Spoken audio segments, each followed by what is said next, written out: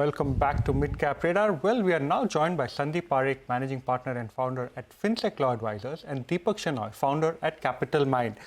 Both of our guests have joined us today to discuss some very interesting rules that have come about from market regulator SEBI that actually go ahead and have caused further restrictions as far as the activities of influencers are concerned. It's a very important development, a very interesting development. First up, Sandeep, let me come across to you.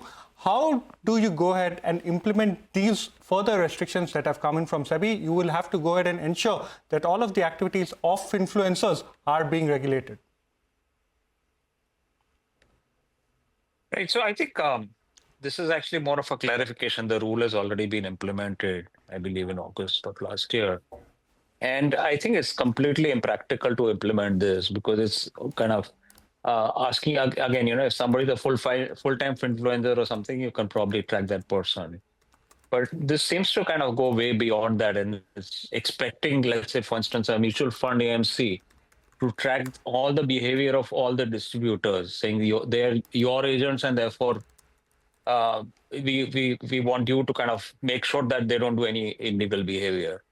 And this is practically impossible because a mutual fund can have hundreds or even thousands of distributors. How do you control their behavior on the side unless you kind of looking at every action of theirs? You maybe put some spies outside the house of the distributor. It's completely impractical to kind of even if you are able to monitor your 20,000 or 5,000 distributors. How do you implement action against them? You have no power over them, really. So just by calling somebody your agent doesn't give you any access or power over them. So I think it's completely impractical what SEBI is trying to do with respect to these norms. Again, the restriction is not just influencers. They made it very broadly. Anybody who gives any sort of advice. Right. Deepak, good afternoon. Thank you for joining in. SEBI is putting curbs on all of this, but the buck to a certain extent stops at the retail investor as well, right? Yet despite the numerous studies, warnings, and so on and so forth, if they continue to engage with the influencers, how do you track that? How do you curb that? You can't monitor every single individual, right? Yeah, I think, firstly, I think Sandeep is absolutely spot on, is that the range of the interpretations of this law are so wide that I don't think even SEBI will go down and say, we will implement this to the absolute T, because it's almost like saying you cannot live on the road where potentially anybody has committed a crime. You have almost no way to figure out that by yourself, and at some level it's difficult to kind of practically do it. But more importantly, how do you, for instance, what do you call of influencer? That's also clear. And what do you call association? It is an indirect or direct payment to a person who has either recommended stocks or securities, or who has claimed that I have given you so much performance. So given that, my feeling here is SEBI is only going to go after those people who are pretty much like saying, listen, buy this stock. Look, I have done 40% in the last 1 year. Therefore, you should listen to me or pay me or something like that. And this person puts a YouTube video. Then a mutual fund AMC maybe has a YouTube advertisement of itself. And in that YouTube video of that influencer, an ad of the mutual fund shows up. So this is almost like, listen, your ad effectively goes to pay that video guy. So you should somehow not include that influencer in your ad list.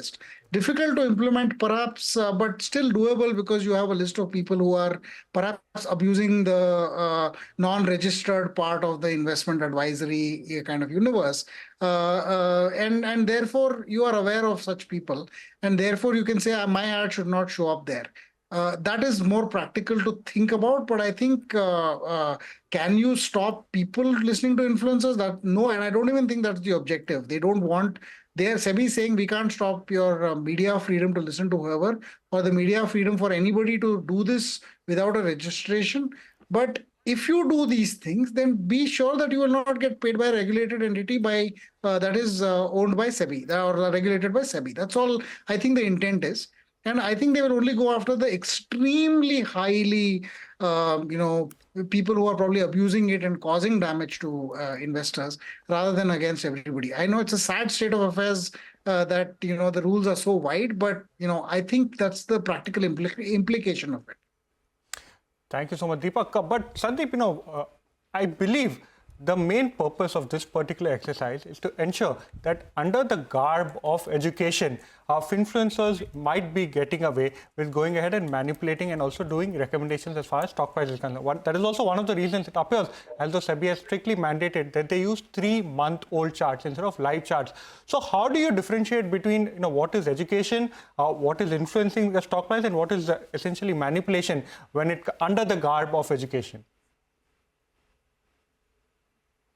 So I think, first of all, before you answer the question, I think this is kind of a lazy way of regulating, really. Instead of going after the person who's violating the law in terms of making recommendations without license of either research or investment advice, you're basically saying, like Deepak said, anybody who walks in a road which has a criminal, you'll be liable for his action.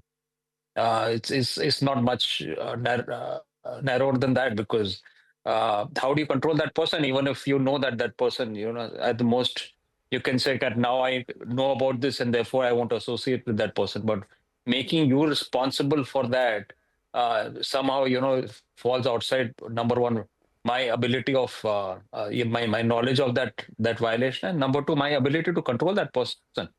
It's SEBI's job to control that person, and therefore, I think they really need to kind of relook at this.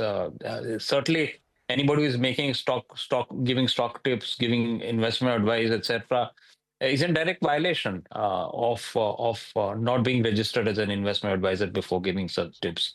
And the answer has to be with proper enforcement against the wrongdoer, rather than kind of making it a responsibility of private entities who have very little to do with that person. All right, Sandeep, Deepak, this is a very, very wide debate of discussion, but we're running out of time. So thank you so much for sparing time and joining us today on this issue of the SEBI's latest clarification on the moves to curb influencers. And we take a short break here on Midcap Radar. On the other side, we connect with Nishant Arya of JBM Auto to discuss their quarterly performance and the road ahead. Stay tuned.